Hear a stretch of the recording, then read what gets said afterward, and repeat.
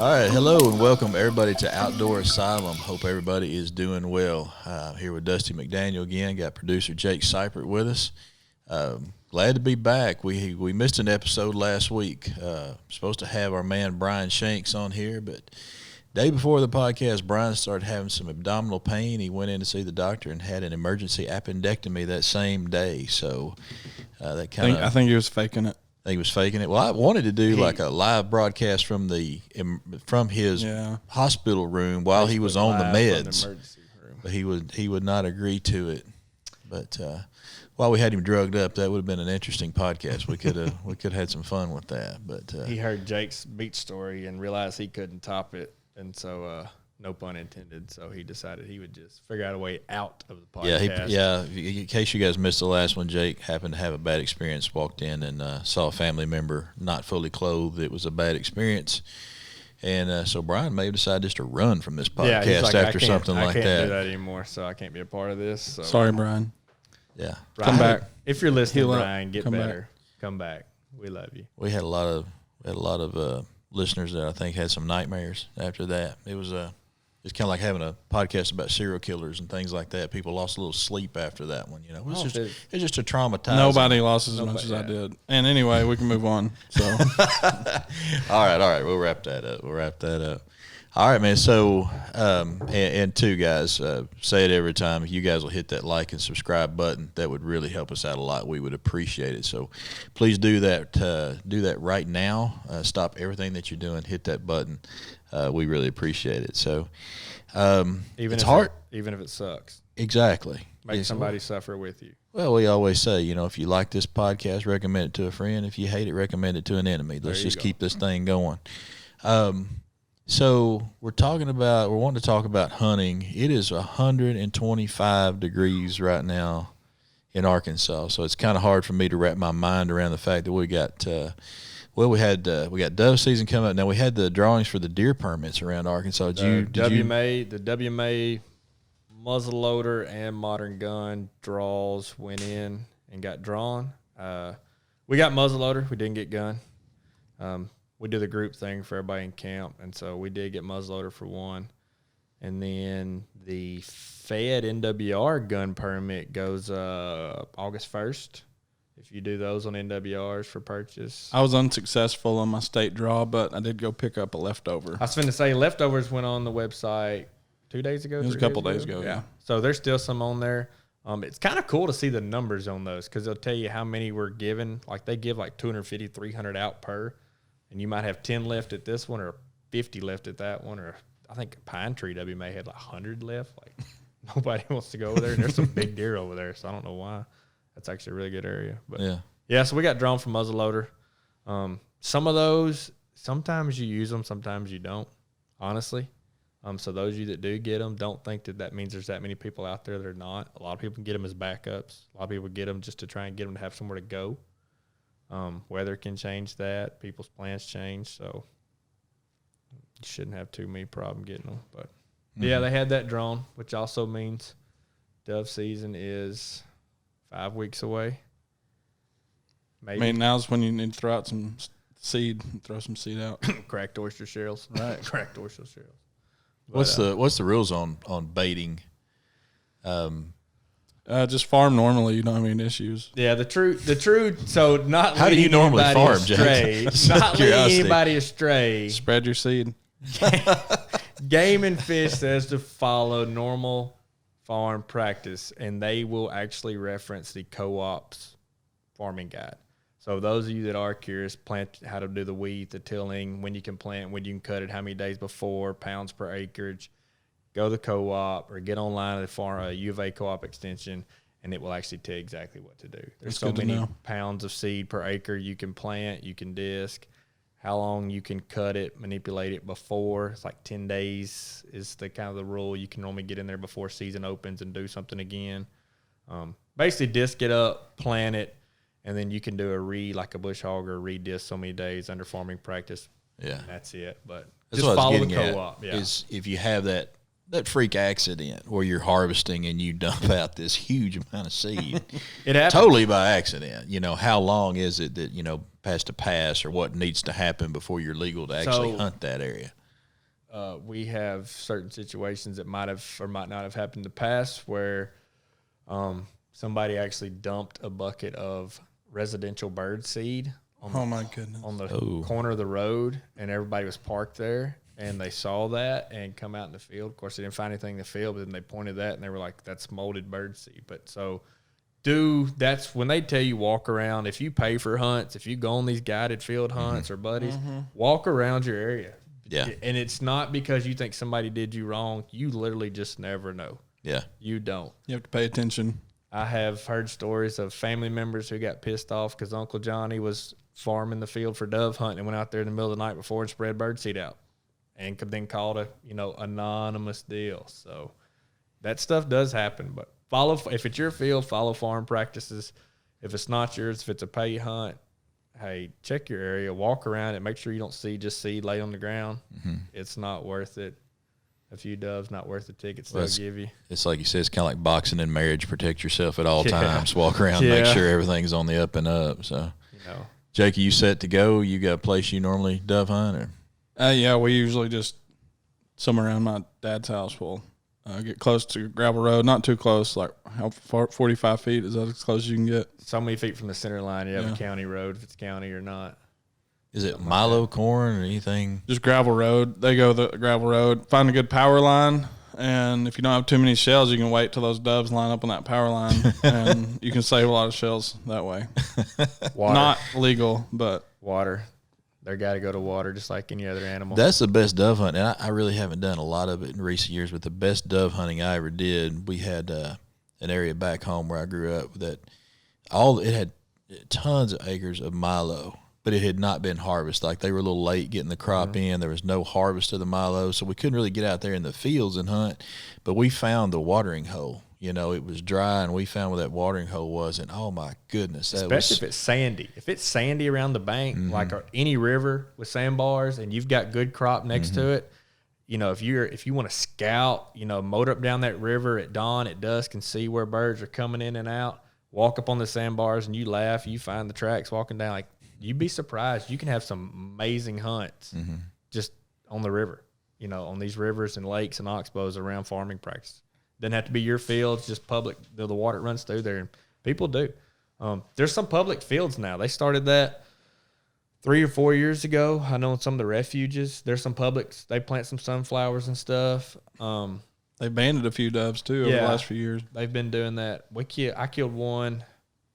2018 killed a banded dove, and it was banded by had Naylor's name on a certificate from Wild Mountain, Arkansas River area. Really? And it was one of the banding co-ops they had done to try and band some doves. What did you do with the band? What do you do with it? The banded dove, it's tiny. I mean, it is. I'm trying to think of something to reference. It's trash bag twist tie, like it's tiny. A normal duck band you would put on your weaved lanyard, paracord lanyard. Yeah. This barely clamps around one strand of paracord, if that makes sense. I had the old lanyard with the spring on it. It'll perfectly fit on that. It's like shoestring. It will fit. If it's woven paracord or something like the Cobra weave or a 4-strand braid, it's not going to fit. Did you know it was banded before you shot it? No, I didn't. We shot it, and it was me and a kid I had with me. We knocked 2 of them down and walked out there, and we picked them up. And I looked at the one I picked up. It was banded. I knew that was the one I'd killed. And I said, "Which one did you kill?" "I killed this one. I shot it on the ground." And he did. I said, "Okay." We got back, and I showed his daddy. His daddy gave him the speech about, you always say you killed both of them. Always claim it. We'll flip I shot later. at both of them. I tried it, and he said, "No, I didn't shoot that one, Mr. Justin. You did." So I kept it. So how old was this child that you perpetrated this on? Oh, he was of age to lose a band. It was not like he was, a true minor. He was old enough to All right. I put together a little checklist for dove season tips. If y'all want to hear them. Yes. We need every tip we can get. Tips or things we take with us are all inclusive. Yeah. Well, first of all, take a bucket. That's number 1 on my list. Take 2 buckets if you can take 2 buckets. Trash. Carry your trash, doves, seat, toilet. Oh. Cooler. And try to use the cooler before you use it as a toilet. That would be wise. But, they can wash out. If you find the old school, so go flea marketing with your wife and find the old beer buckets that were camo that had the spinning top. Oh yeah, and had those are the best. foam, Oh yeah, styrofoam line. That was actually that's a luxury bucket. Up. Luxury bucket. Walk out there in the dove field and you are the shiz. You're the high cotton. So is toilet paper on the list too? Oh well, that was my second point. Don't use a Milo leaf. I did that one year. Had a hemorrhoid after it. So don't. They're just too abrasive running across the crack. We're going to have to rethink this podcast. Jake's getting a little too man. Yeah, bioanatomy. Drink plenty of water and take plenty of water for other people too. Not just you can freeze a couple water bottles or water jugs, and that's a good way to keep your other stuff cool. And you can keep your doves cool that way in your bucket. That's a good idea. 2 gallons of bug spray.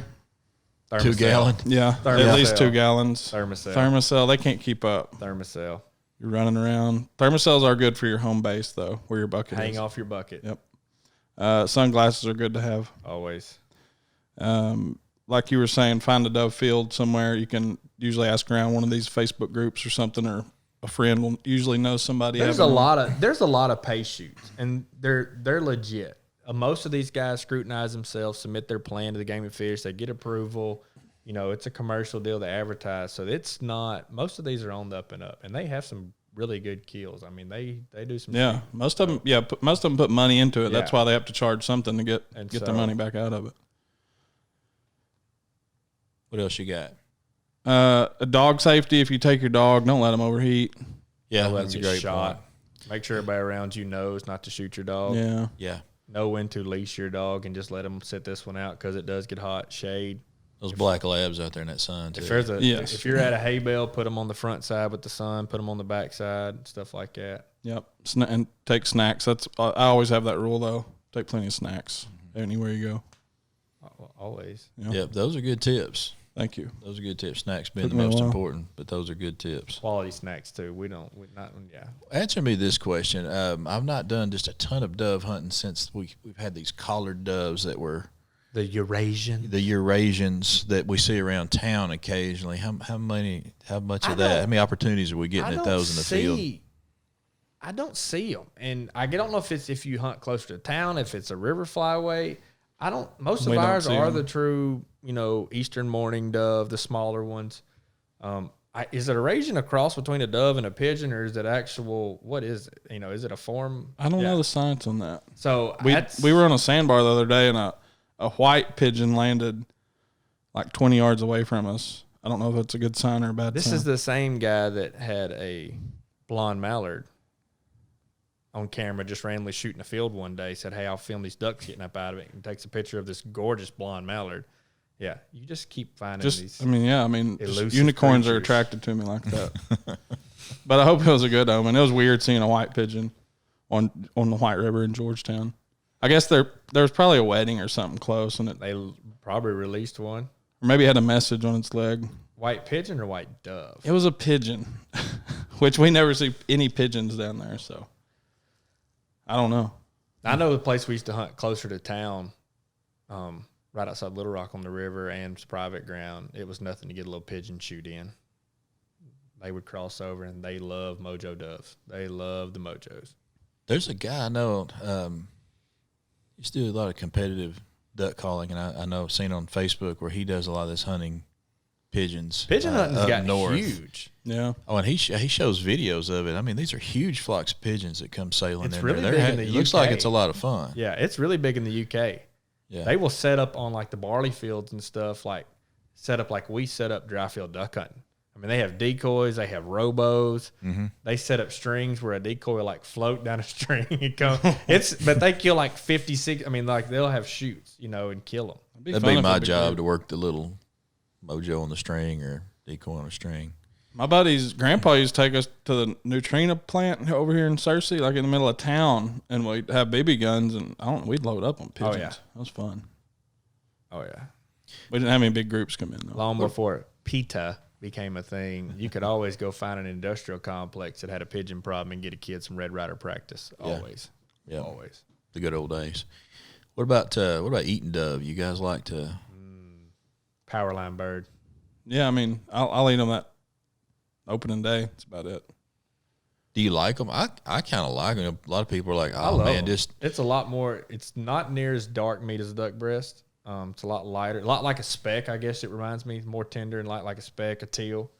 But dove is the one. So some people tear them all the way off the bone and have just the breast, and they wrap that in their jalapeno, their bacon, slide it in a bell pepper and cook it inside of that. I've seen that. I actually leave mine on the breastbone. So like when when I pluck them out, I get finger behind there, pop the whole breastbone. That's the way I've always had it. And I wrap the whole breastbone because if you've ever cooked chicken with the bone, things like that, it's the same thing. If you're cooking for your in-laws, make sure to tell them there's a bone inside that meat. Now I'm starting to see some of your stores maybe karma-driven and not just random chance. But there's a bone in here. Of course there's a bone in there. It's a dove breast. Some people don't understand. But, yeah, and if you pack, if you wrap it, manicure the breast, whatever, how you want to put it on the grill. But when you have that cavity behind that, you can load that up with sour cream, cheddar cheese, all your spices, all that, and then it just morphs and cooks right into it, and then you just peel it right off. And it's a lot easier to deal with too, a lot easier to clean out in the field and be done with it. So, I like eating them. You don't kill enough of them, season not long enough. Hurricanes. Yeah. Hurricanes affect our dove numbers huge. How so? Push them back up. So lots of times you'll see a week before season, especially if a cold front comes through, and we've had that summer, like it's 112 tomorrow, or 102 is the actual high on Friday, and 88's the high next Monday. Yeah, that kind of cold front will push doves past. Hurricanes in the Gulf can push back up. Yeah, and I look at years we've had hurricanes a week or two before dove season opener, and we've had awesome hunts here in Arkansas all over. And you watch years you don't, and just been stale weather, be less birds around. So just like anything that migrates with a front, keep that in mind because they'll come right back up. Do the pigeon hunters eat the pigeons? I wouldn't. I'm not eating no pigeon. When my friend's grandpa took us to the dog food plant, to the rendering plant. To the audience, Jake is cracking up, so brace yourselves. It's not even that funny, but he would always be like, "Oh, Jake, you want these pigeons?" Well, yeah, we eat pigeons, of course. I'd never eaten a pigeon. Took him home to my dad, and I'm like, "Hey, I have like 40 pigeons." He was like, "Why?"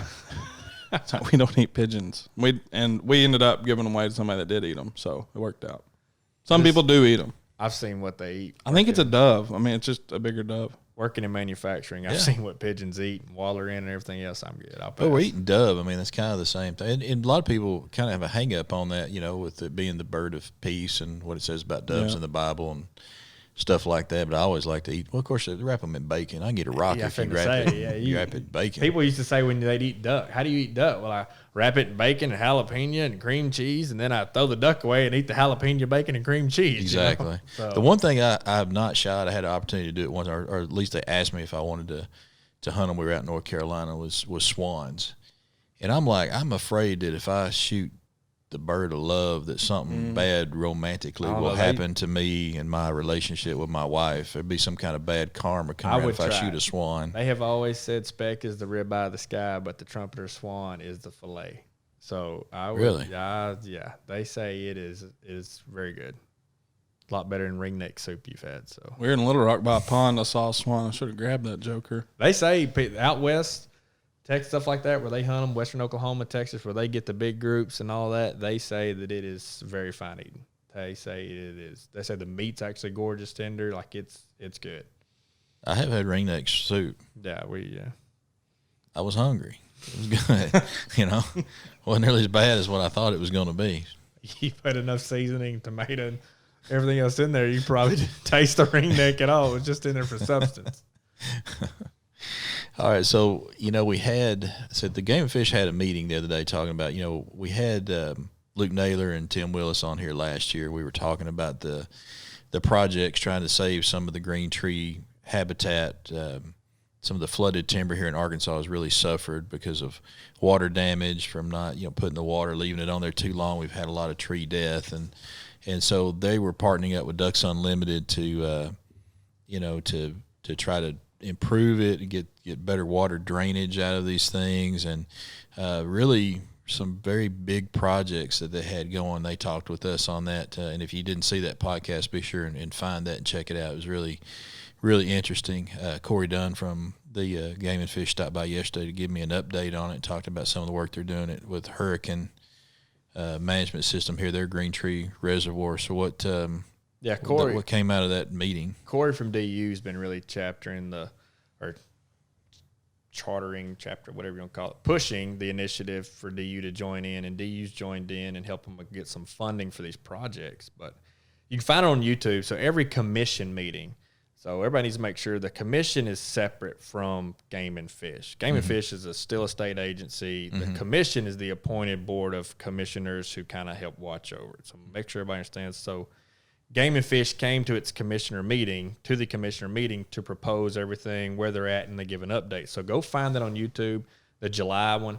It's around the 7-minute mark. They actually got up and gave a pretty long spiel of where they're at on this Green Tree Reservoir. And so for those who missed all that, this started back in about 2014. They did a big survey, just timber survey, and they realized Hurricane was essentially known as the worst one, the south unit, and it was about 40% of the timber there was already gone. It was unsalvageable. It was dead. And that's your Nuttall, your red oak, the species. So the whole point there is like, well, there's acorns everywhere. A mallard duck can only eat the small ones, yeah. It can only eat your Nuttall, the small red oaks, pin oak flats. Everybody loves it when a pin oak flat gets flooded. That's why. These big sawtooths, for the deer, and overcup, that's a species of white oak. Yes, they're great, but a duck can't do nothing with it. But they went and looked, and all of those species are dying from the prolonged flooding. And some of it, there's this big argument, and this could go on and on about, is it the way we flooded in the winter, or is it the fact that we can't get the water off in the spring? So these impoundments were great when they were designed and put in 50, 60 years ago for holding water. Mm-hmm. They suck at releasing it. And so they gave a huge update yesterday on, they've come up with USGS, with LIDAR, with GIS, with all the data. They've had surveyors out there. They've done some experimental stuff, and basically they're fixing to spend millions of dollars to start making the levees lower, so they act as natural spillways on their own, and put in bigger gates to let more water off faster. And they've also started noticing, when somebody's got private 80 acres, they have a huge control structure. Why? Well, a big rain event goes off in a day or two. Well, we have small control structures on big tracts, and it takes a month to get the water off. So that's what they're really looking at. They gave some great data about the experiments they tried over at Sheffield Nelson at Dagmar, where they haven't flooded it in the past 3 years. They have not put the gates in. They cut the timber. They flagged a bunch of seedling red oaks that naturally came up, and like 80% have survived and are starting to grow. And so do not be surprised if, from what they said in that meeting yesterday, if you don't start seeing Mother Nature take back over our duck hunting. If they don't say, hey, we're going to leave the gates open and hold it to the wind. Now, one commissioner spoke up and said, you want to do that to save the timber, but we don't want to alternate the flyway either by showing no water here. So I think the staging, you're fixing to see WMA's, Hurricane. They mentioned, this is all from Game and Fish. This is not us just spitting and spewing.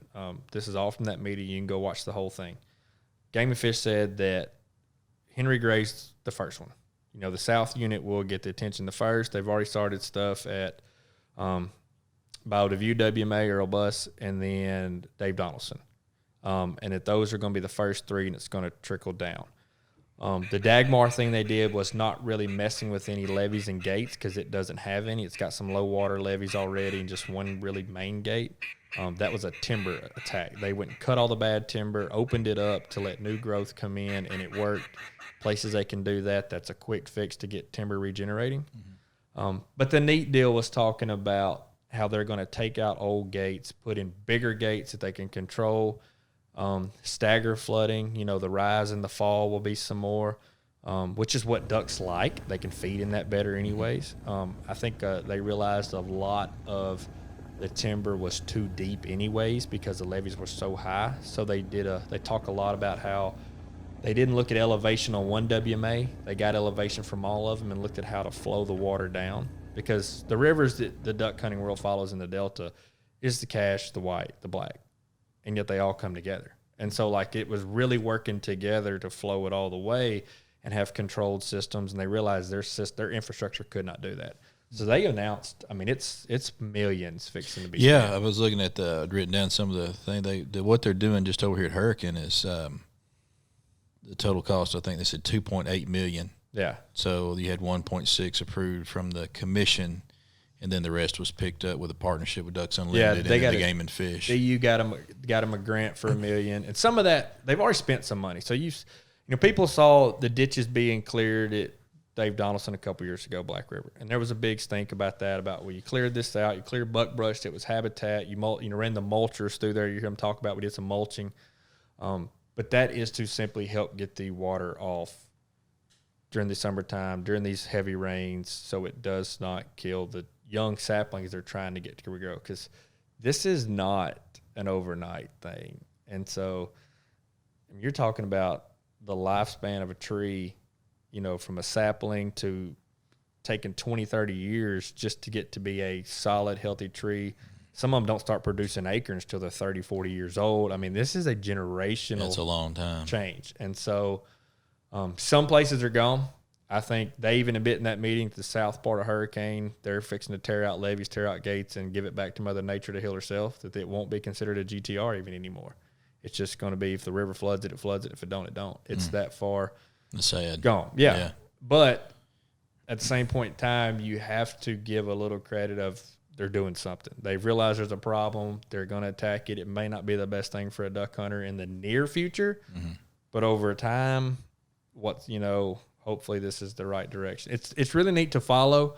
Go watch that. Next, the August meeting, they said that Naylor and a couple other guys are supposed to get up and give an even more in-depth of what's going on. The beaver dams, that was always my biggest thing, was I'd see a gaming truck going down the road, and there's 10 beaver dams you could go bust and help your timber problem. They're up to $1 million on contracts now, just taking out beaver dams and drainage management. So they're really starting to put effort and money toward it. So yeah. And that's the thing, man. You and I have hunted all over, and it's just something about that timber that is just so special, and that's, of course, it's why it's so crowded now. Sometimes it's getting pretty tough to hunt the timber because everybody wants to try it. But when you travel, and you're like me, we love shooting ducks everywhere. Killing mallards is killing mallards. I don't care if it's in my bathtub or in a pothole in Oklahoma or anywhere else that I can get out there and chase one. I'm tickled to death to be doing it. But there's just something so special about that timber, and it kind of breaks your heart when you hear that it's timber, all the damage. Everywhere you go, they go, "Where are you from?" "We're from Arkansas." "You hunt that green timber, don't you?" Yeah, we do. And then, I was at somewhere today talking with a guy, and so we were talking about they're big field hunters. They have tons of fields, access to all these farms, and he's like, "Oh, it's fun, but I just soon just kill half the ducks in the woods that I could kill in the field. There's just something about it, and it's nostalgic, and there is something about the timber, watching them come through, the scenery of it, the mystique of it. There's something to be said for it. It is that asylum. It is that quiet place. And I think some of it is historical. Some of it is nostalgia, as we talked about. But there's just something about working ducks in the woods too. Yeah. It's tight. It's close. It's not see them from afar. It's having to get them, a duck in a field swings wide and swings over. You don't have to ever worry about a tree being away of getting a pass shot or we should have shot him on the float. Well, the tree was right here. That's not happening in a field. A duck has to commit in the timber or give you that perfect line, or that's it. And how many times have you been out there hunting that timber and you have some ducks come in before shooting hours? But dadgummit, they land right on top of you, and you're sitting there staring at, you might be looking at a silhouette, or they're harder to see once they get down below that tree line. But they've landed right on top of you, and you're just sitting there thinking, "Man, I'm glad I got out of bed this morning." Yeah, I'm not going to shoot this duck. Don't have to. It's illegal and it's gone. But it's just amazing to hear those wings and see them come in and splash right next to you. That's just a special thing. Hit limbs, ducks flying to trees trying to get out, or hit limbs coming down. And like you said, when you can get caught up in just watching them float through this timber, to where I've had people go, "Y'all gonna call the shot on what?" You're lost. You just are mesmerized by that back flap coming down. So it's something that, yes, it's worth fighting for. Anybody that says it's not, They are not the hunter that is the conservative also at heart. They are the short-sighted kill, red blood, which everybody likes killing mallards. I am the first one in line to pull the trigger. I pull the trigger first, and then I call the shot second. That's me. My crew will tell you that. Everybody knows it. But it's still, yes. So research it. Ducks Unlimited, Game and Fish themselves are putting out a lot of media content to try and explain this, to be upfront about it. There's going to be hard decisions made on flooding, on not flooding, on when, on where, on what gets tore out, what doesn't. Not saying it's always going to be the best in mind of the duck hunter. Sometimes probably not even the duck, and I was always the one that said, well, Mother Nature did it for years. Why are y'all even messing with it? Because over the years we've messed with everything around it. Mm-hmm. Some stats you can pull up and find them, but you're talking about all the bottomland in the Delta, the true alluvial Delta we have, the hardwood timber bottomland. A third of that is owned by state or public property. Between the refuges and the timber. So that is a huge chunk. They have to take care of. They have to manage it. Mm-hmm. All these farms that are great and all that, that was all hardwood bottomland timber that was cleared. Farmers got money from Granddaddy being a timber baron back in the day. They cleared them. Mm-hmm. And so that is what little is left, and it has to be manicured in that way. Mm-hmm. And so if you take the percentage that used to flood 100 years ago on its own before we cleared it 200 years ago, to what we have to flood now, we're probably still less of a percentage than what it used to, because it's been cleared for farming. Look at all the fields that go underwater when the river floods, and so I would not want to be the one making the decision. I don't even want to be the one in the room when they talk about it. It's probably not even that fun, but yeah. I'm glad somebody is addressing it. They're doing so much. I mean, they're up to 6-7 years of research now, and they're just now fixing if they start making moves. Yeah, that tells you the time and effort they've put into it. Yeah, and it's a huge undertaking. It's not just as simple. We tend to oversimplify it when we start talking about how to fix it, but it's never that simple, and it's taking a lot of money and a lot of effort. And that's the thing, people look at these high-dollar duck clubs, and they say, well, they do it. On 500 acres.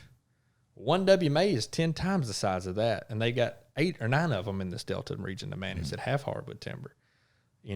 Plus look at the money. This private club has one guy, that's his job. That's all he does year round with unlimited resources and equipment, where they're asking, okay, we need this, we need a new tractor, or that tractor gets shared between here, or, hey, you've got to go help not only just focus on a duck, but we got to work on the deer population that the buffalo gnats, just decimated 5 years ago in the White River Basin. People, it's not just the duck where private clubs, it is just the duck. And so that's a huge different outlook. And I had to step back. I used to be really big criticizing of some of that, and the more and more you read into it, it'll start waking you up. It'll eye-open you. So research it. YouTube, they put everything out. Go to their Facebook page. Ask them. Email your commissioner. Make them give you an update.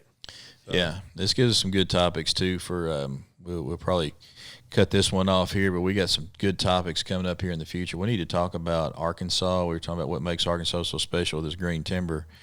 I want to talk about the hunting in Arkansas has been down the last couple of years. We need to discuss that, see where all these see what the outlook is for this year, why we think things have been going so bad here in the South. Do we need to get mad at all of our friends, our Yankee friends from up north, or what are we going to have to do different? We've got a big topic to discuss there. We've got ammo shortages.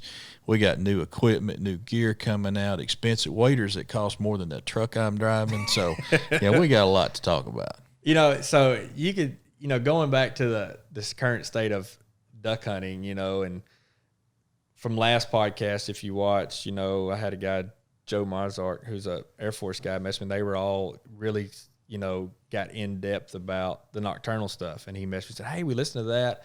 We got in depth to that, talking about that. That was really neat. We didn't even realize that was a factor. And I think some of us for years, Arkansas cut the spinning wing decoy, for example.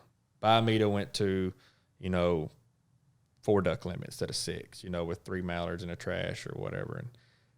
But above Arkansas, duck moves. This isn't a white-tailed deer population that's here that we manage and all that. The duck moves from Canada all the way to Louisiana and back up.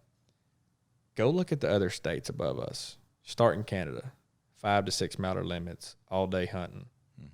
All the way down through Missouri, Oklahoma, all of it. And then they get to Arkansas, and it's like, oh, yeah, they only shoot 4 of us, and they quit hunting at noon. They don't know that. Pressure all the way down. So it would be great to see the flyway get on the same board with something. Yeah. With a more pull it back for a couple years, see how the ducks react. Yeah, I think it'd be a great experiment.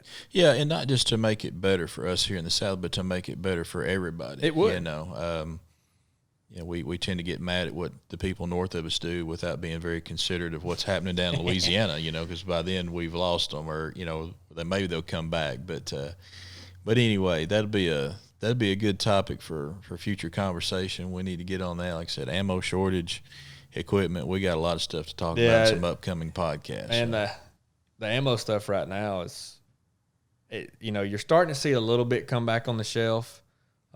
You can research all you want, some articles, and some of the, at first everybody was, all the ammo companies was making what they could for military, for police, for that stuff like that. And you're starting to see the 223, 5.56 come back on the shelf a little more, which means they've caught up to those quotas. You're starting to see the 9, the bigger pistol. Last week I started to see dove loads for the first time. So hopefully steel shot comes around at some point.